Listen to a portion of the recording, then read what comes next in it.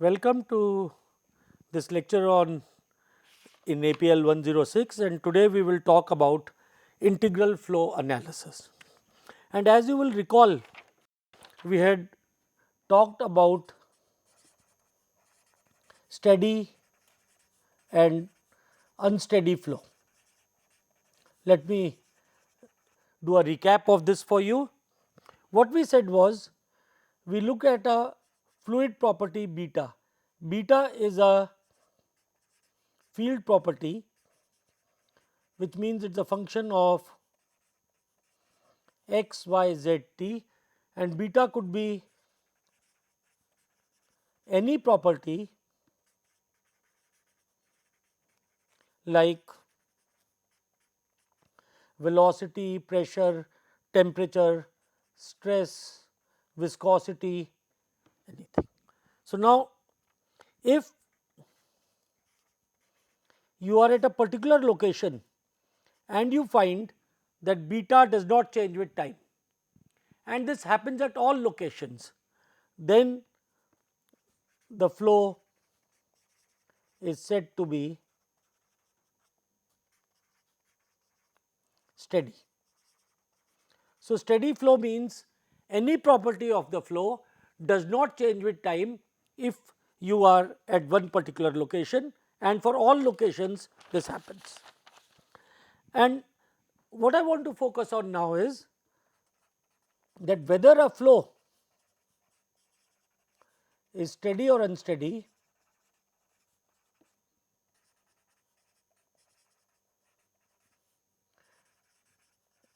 depends on a frame of reference in which the flow is being observed.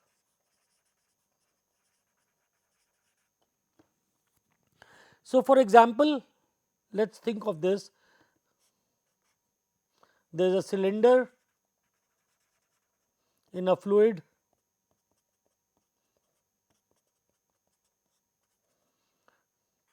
the cylinder moves with velocity v, and the fluid around this far away from the cylinder is at rest. Obviously, the fluid which is in close contact with the cylinder will have some velocity, but far away here, if we look at it, let us say at infinity, the fluid has a 0 velocity. The cylinder is moving with a velocity v in a still fluid. So, this is the case we are talking of. Cylinder moves with velocity v in a still fluid. So, now if we have a reference frame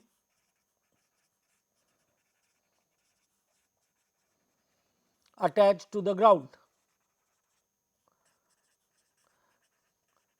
let us say this is moving in a lake and we observe this cylinder which is moving from a frame which is fixed to the ground. So, then what if, will the flow be steady or unsteady in this reference frame? Let us try to think about it. The cylinder is far away,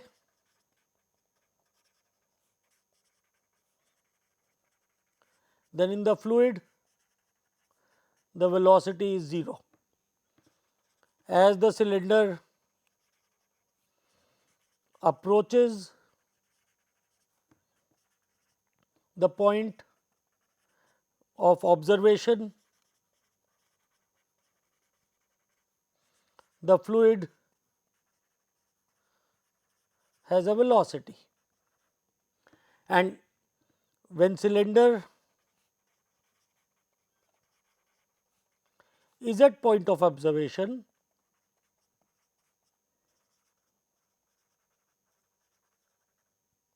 velocity is equal to v, and after some time fluid is at rest again.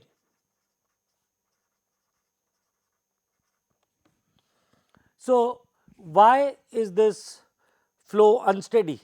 Because the velocity is changing with time. Now, the same flow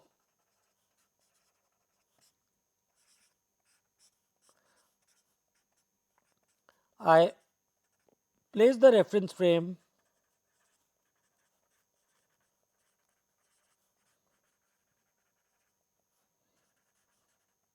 on the cylinder.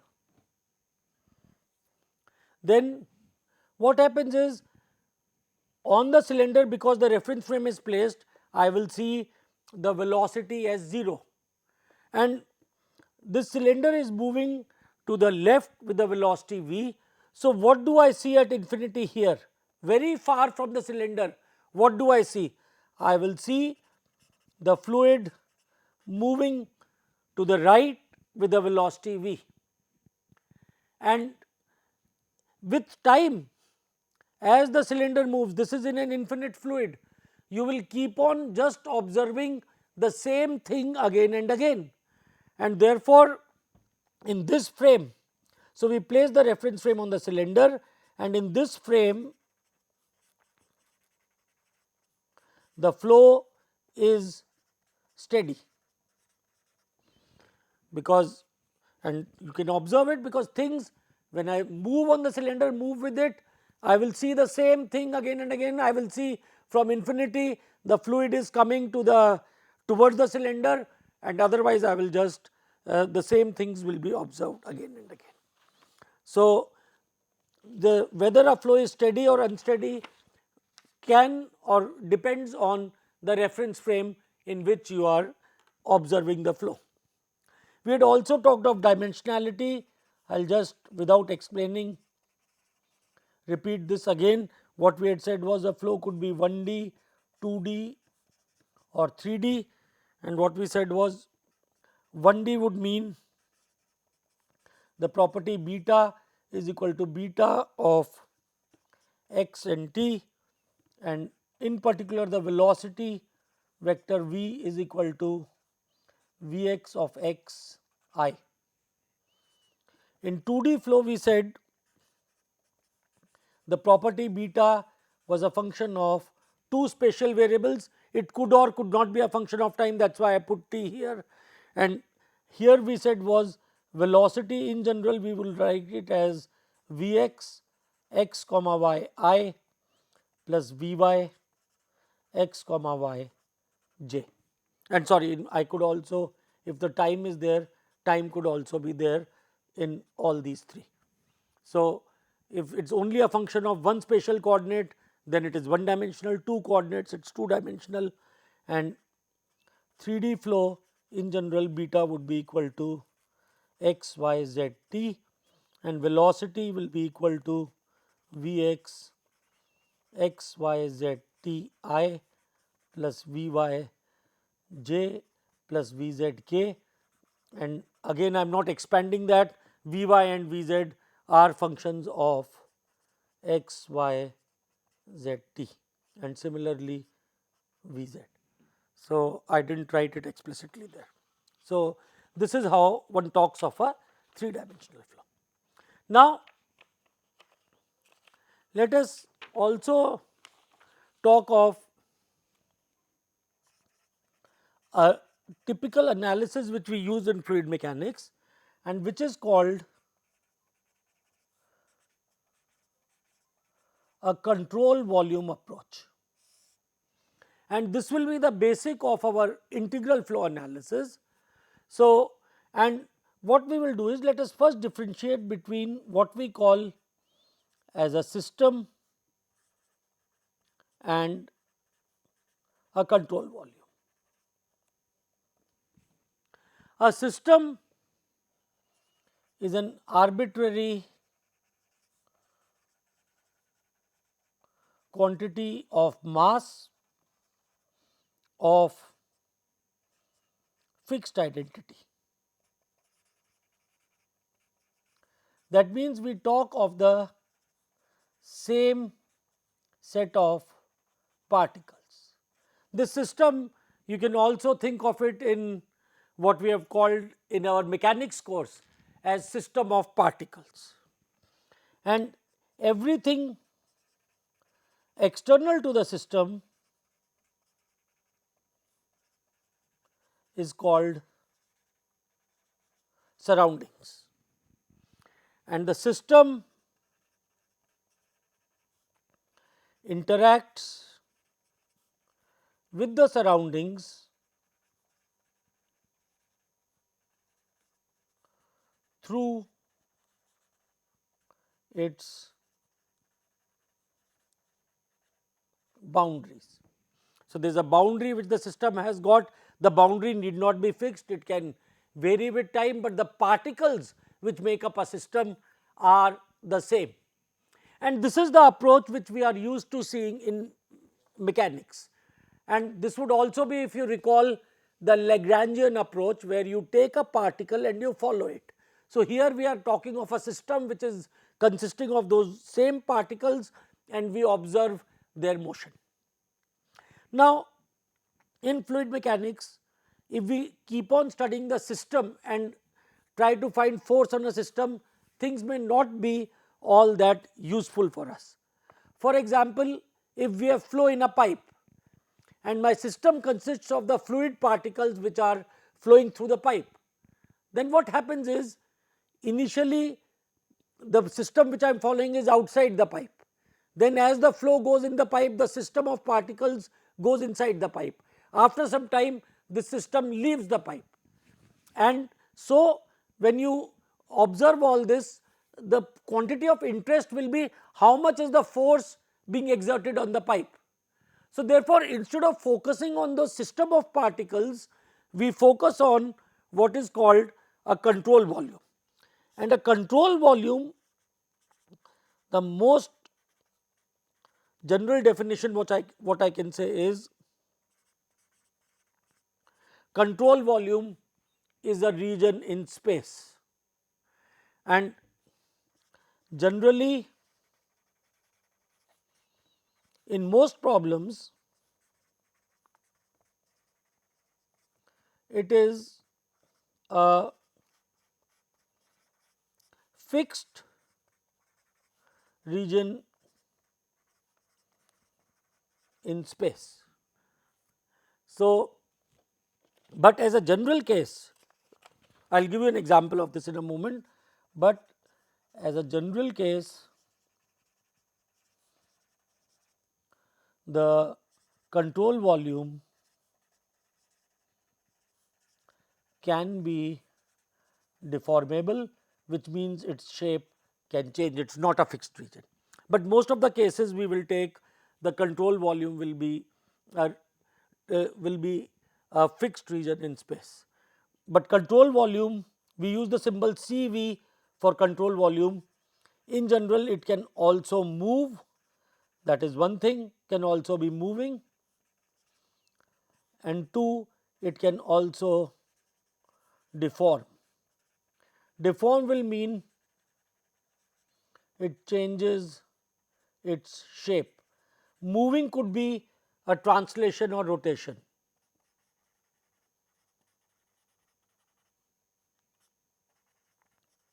So, any general region which you choose in space can be a control volume, and a control volume is bounded by a surface. Any volume is always bounded by a surface, and this surface is called the control surface, and we will use the symbol CS for this. So, now let me give you some examples. So, what we have seen is control volume is an imaginary volume in space,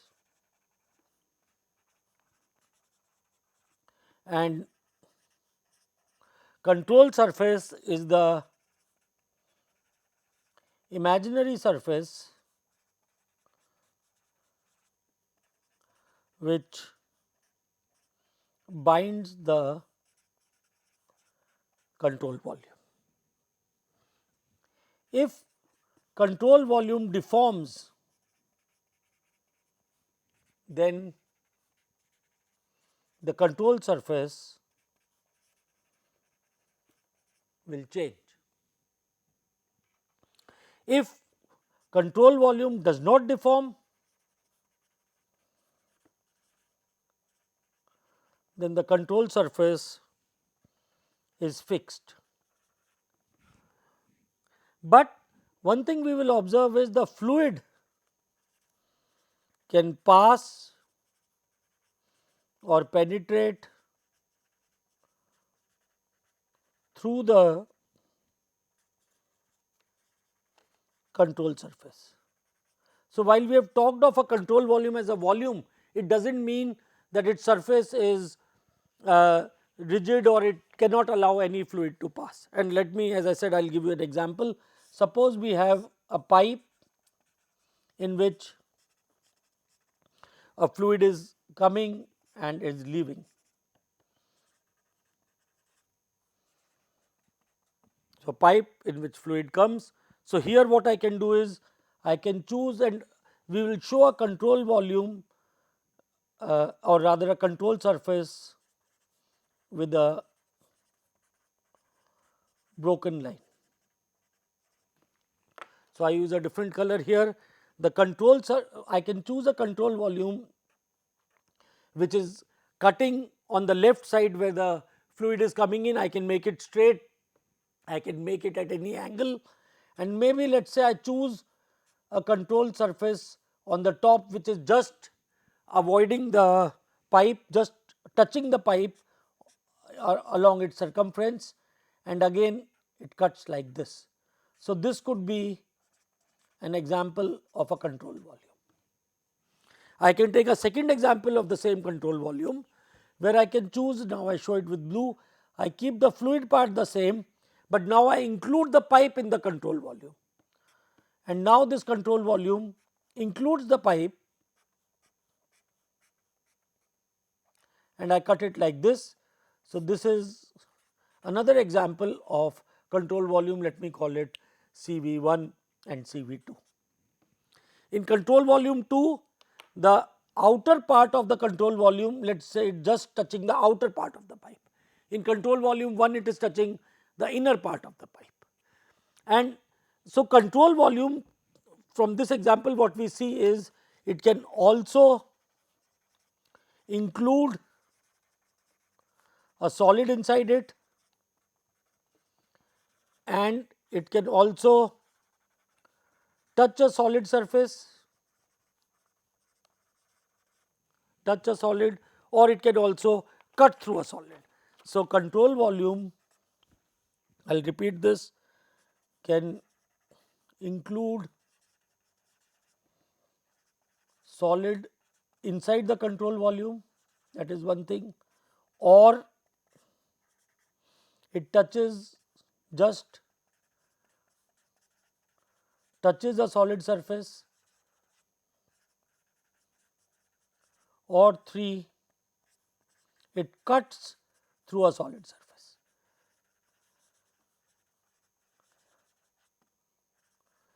So, control volume can do any of these things, and obviously, so the fluid could be touched. Okay. So, now having seen this concept of a control volume, let us now look at a brief description on our laws of physics. Laws of physics are defined, are they defined for a system or are they defined for a control volume? Think of Newton's second law. For a particle, its rate of change of momentum is equal to, is proportional to its acceleration. Okay? Or sorry, the rate of change of momentum is proportional to the force, external force acting on the particle. That is Newton's second law. So, it acts, it is defined, it is for a particle. We take Euler's first axiom, it says for a system of particles, the force is equal to sum of all the forces external forces acting on the particle is equal to mass times acceleration of center of mass. So, laws of physics are defined for a system of particles or for a system, whereas we want to talk about laws for a control volume. So, now let us first briefly see which are the different laws we have for a system.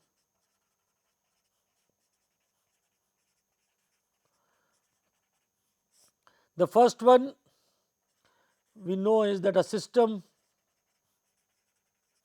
has a fixed mass m. So, this we can say that mass of a system is conserved.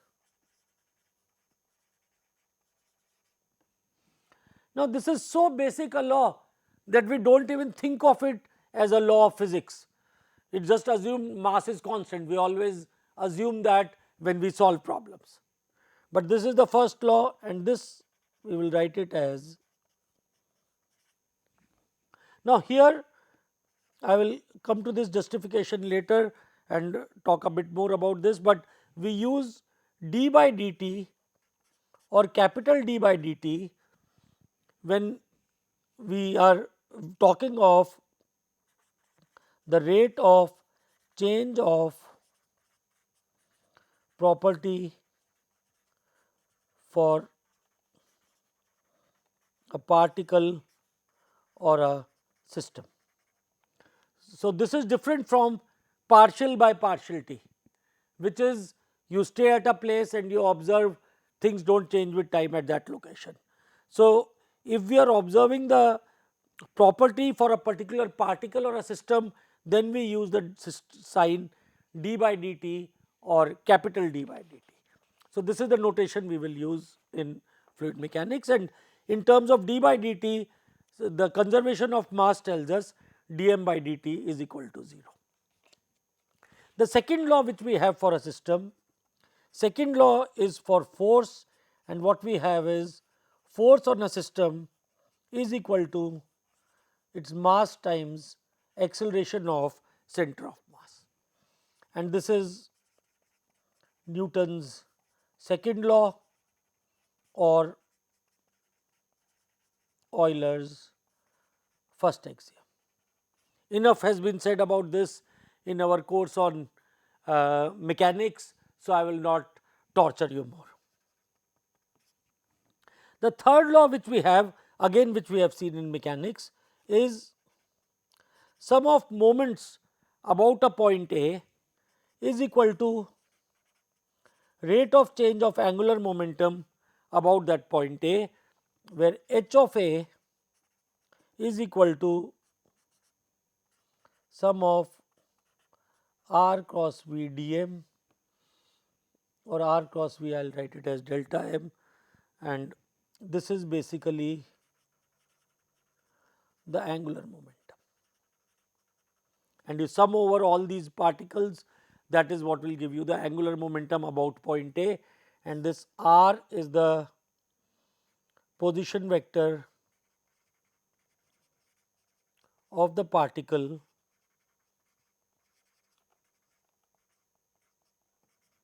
with respect to A.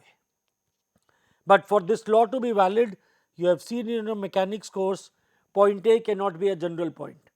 It is either a fixed point in inertial frame, or it is the center of mass, or it is a point accelerating in direction of center of mass, either towards or away from center of mass. And both in laws 2 and 3. So, first of all I should have put in here a vector, both in laws 2 and 3, that is law of conservation of law of this Newton's second law and law for angular momentum, velocity has to be measured with respect to an inertial frame of reference. If it is not measured with respect to an inertial frame of reference, then F is equal to ma will not hold. There may be some extra terms, and similarly moment is equal to dha by dt may not hold. So, both these properties they have to be measured with respect to an inertial frame of reference. Now, the next thing, the fourth law which we have is the first law of thermodynamics. And once again we talk, it is again in terms of a system. What it says is, if heat delta Q is added to a system and work done by the system is equal to delta Q, then the system energy changes as per the rule dE is equal to delta Q minus delta W. The change in energy for a system is equal to the heat added to the system minus the work done by the system. So, here it is not work done on the system, it is work done by the system, and heat is also added to the system. I believe in chemistry it is done the other way around. So, you have a negative sign, and in the rate form, the first law of thermodynamics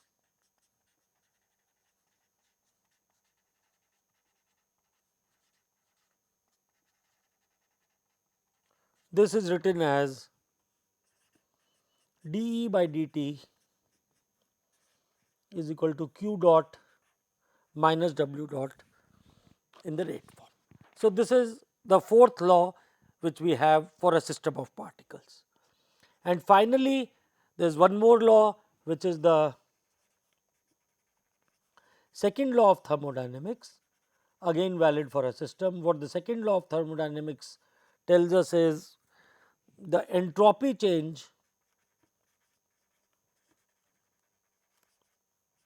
ds for a system is related to heat added dq and its absolute temperature T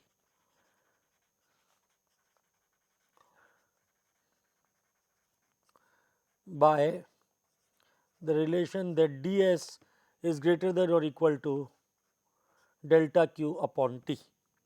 It cannot be less than that.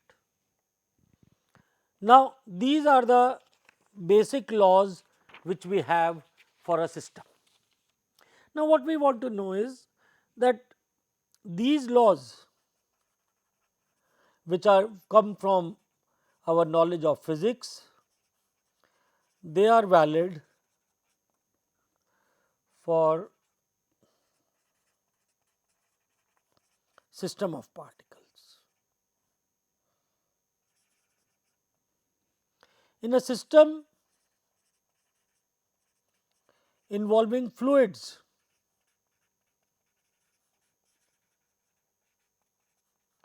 we are rarely interested in knowing in the path of specific particles.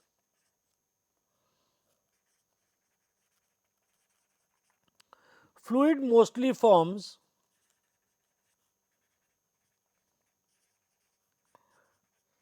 or interacts with the environment whose effect we wish to find. So, for example, if there is a plane flying in air. This is a plane which is flying in air. We want to find horizontal and vertical forces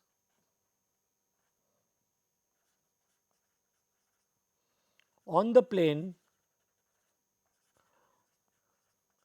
due to the air which is surrounding the plane as the plane moves.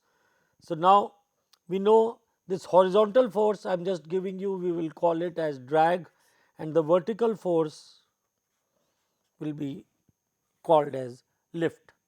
So, we want to find the drag or a lift on a plane, or we may want to find the effect of wind blowing past a building.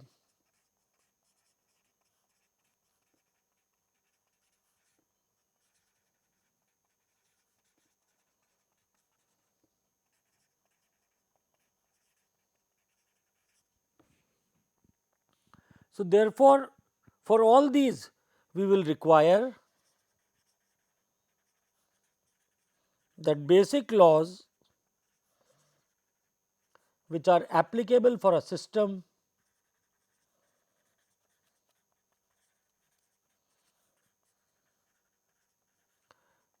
be written in terms of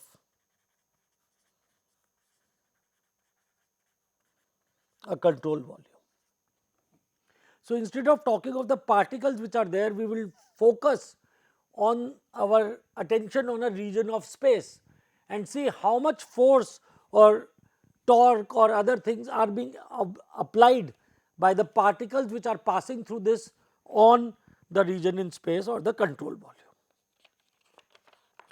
And again, let us do some notations. We had, as I told you, we talked of d by dt or d by dt, both of them are synonymous.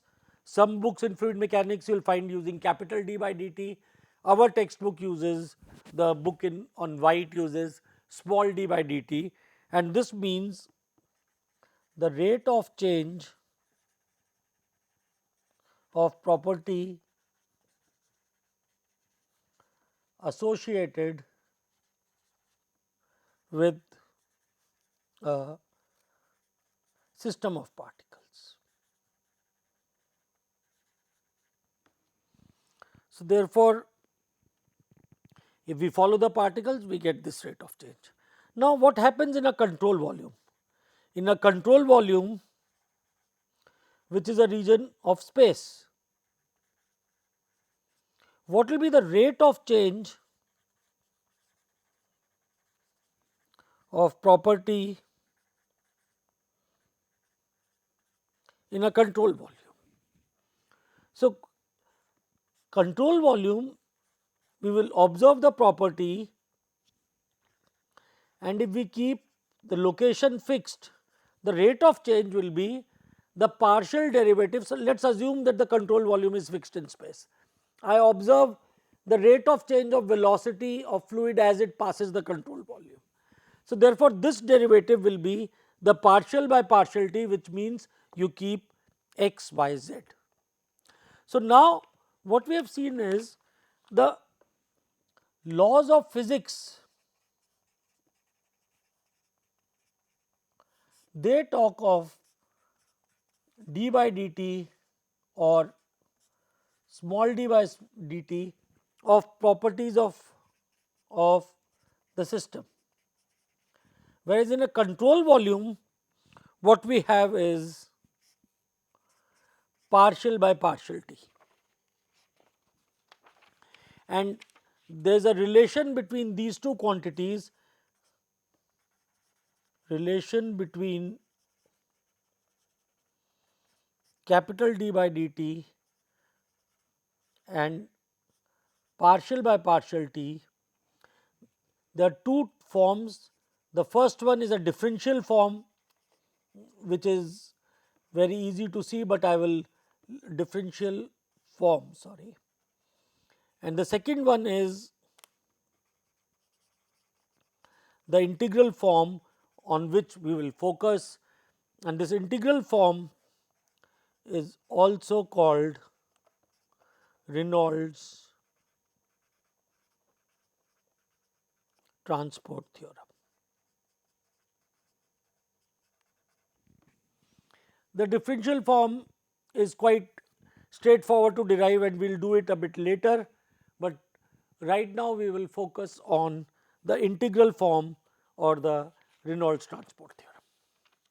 Now, before we do that, let us understand one more term, and which is volume and mass rate of flow. So, we will use, for example, let me just first give the simple symbols. Volume flow rate, we will use a symbol q dot, or sometimes we forget the dot, we use q, and for mass flow rate obviously the symbol will be m dot. And we talk of volume or mass flow rate through a surface area A. So, let us see, let us draw a cartoon. There is some volume V with a surface S, and on the surface,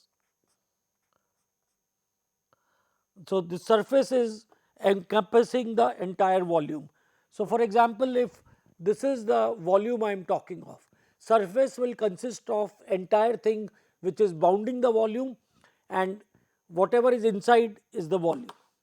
So, now on the surface, if I draw a area dA, then clearly there is an outward normal which we give by n, which we have seen.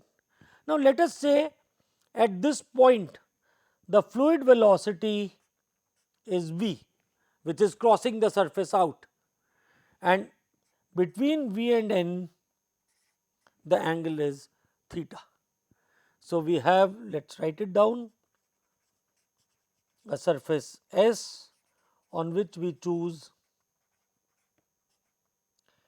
infinitesimal small area dA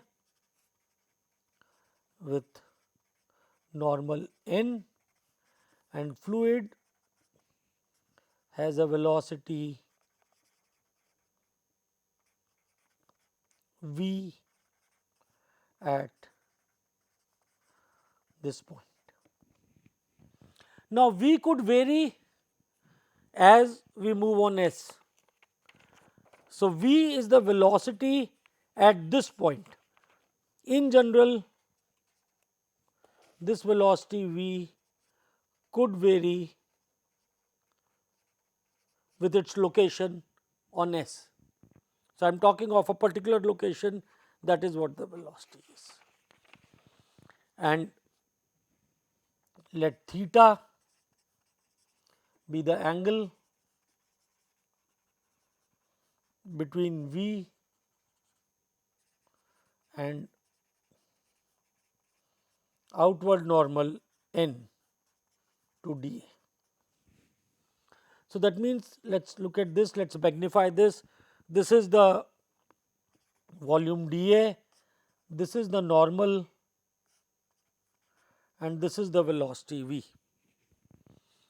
Okay. Now,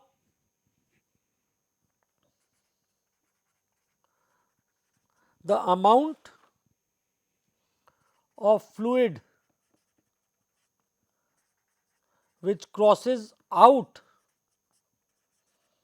of dA in time delta t.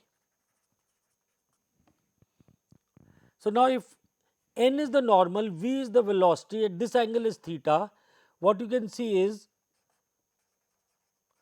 v cos theta will be the component of velocity which is along the normal. So, v cos theta, and if we multiply it by dA, so that will give me a small V cos theta multiplied by dA times delta t. This will be the amount of fluid which is crossing this area dA in time delta t. So, therefore, this total thing is almost like a tube of length V cos theta times delta t. So, V cos theta dA dt is equal to the amount of fluid which crosses in time delta t. So, if I write delta V as the volume, this is equal to V dt dA cos theta, and this I can write it as vector V dotted with n dA times dt, and I have taken delta t as dt in the limit delta t goes to 0, delta t and dt are the same, and therefore, this V dot n dA dt is equal to delta V, and this delta V by delta t, that is the time taken. So, in fact, let me use delta t only, and delta V by delta t is equal to V dot n dA. Now, in some books you find dA vector is written as n times dA scalar. So, there V dot n dA will be written as V dotted with dA. So, this is just a notational this thing. So, the volume flow rate of fluid crossing dA per unit. So, this is the volume flow rate, means volume crossing per unit time. This will be equal to V dot n dA, and so the total volume which crosses the surface S. So, this you can write it as d of q dot. Q dot was the total volume flow rate. Total volume which crosses the surface S will be given by, so we have this V dot n dA is for area dA. So, we integrate it and we are talking of this total surface S. So, integral over the control surface V dot n dA will give us the total volume flow rate. Okay? Is this clear? So, this is how we get the volume flow rate. Now, one thing you realize, if V dot n is positive, then the fluid leaves the control volume, because it is the direction of n which is outwards. If V dot n is negative, then the fluid enters the control volume through the point A. Or the other way round, if the fluid is entering the control volume, then V dot n will be less than 0. If the fluid is leaving the control volume, V dot n is positive, and the total flow rate through a for a control volume, for a given control volume with control surface CS is what I have written above. We add it up for the entire dA over the entire surface. So, integral over surface V dot n dA. Now, this is the volume flow rate. So, similar to that, we can just multiply by density,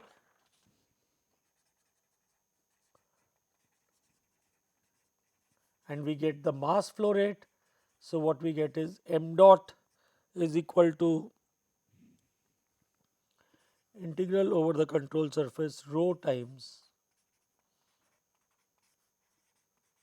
V dot n dA to get mass flow rate. So, mass flow rate is rho times V dot n dA. Now, if we again there is one more concept which we will do, and that is the concept of intensive property versus extensive property. Intensive property is property at a single location, and you can think of it as property of a particle, whereas extensive property is property for a system of particles.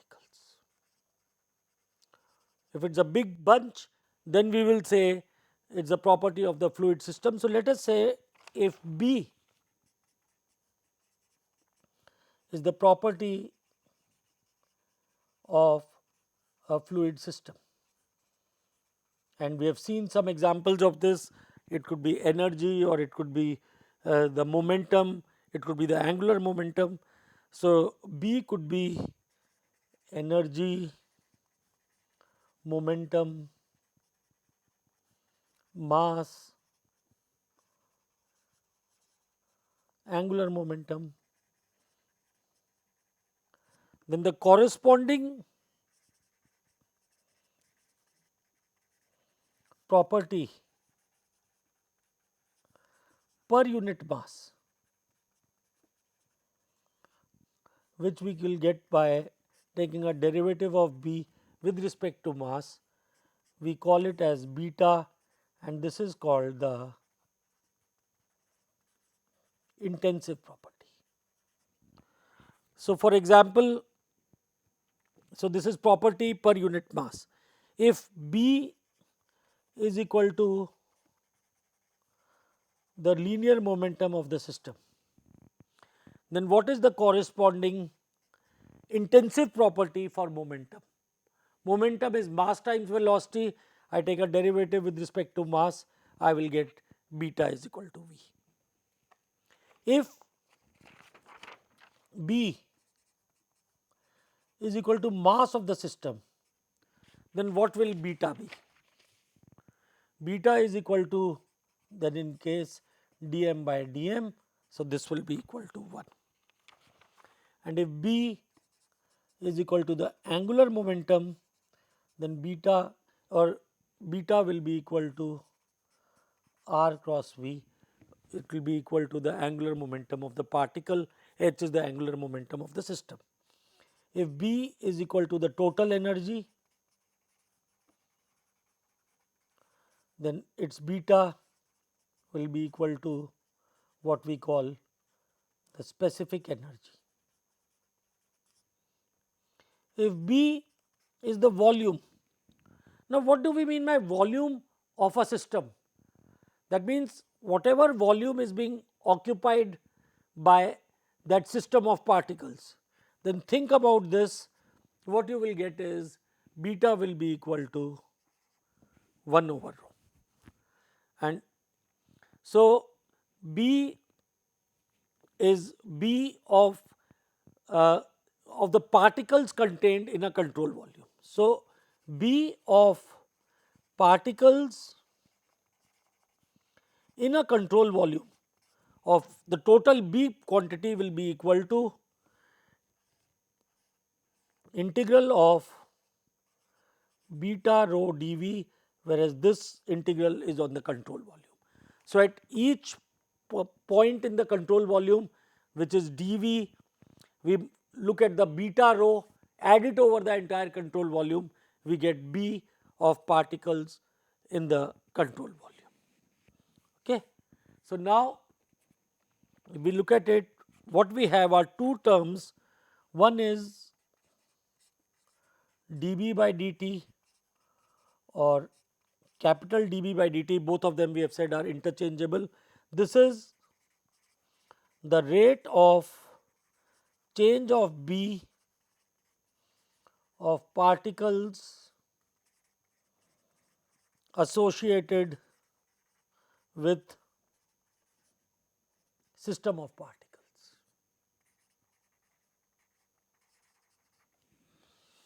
and this will be the rate of change. And if we talk of a control volume, which is a region in space, so we look at some control volume V, then the rate of change of this quantity, let us look at this what I am writing, partial by partial t of beta rho dV. This will be the local rate of change of B of particles in the control volume at that time. But we know that these particles do not stay in the control volume, the particles will keep on moving, whereas the control volume is a region which is fixed in space. So, therefore, what we know is that this dB by dt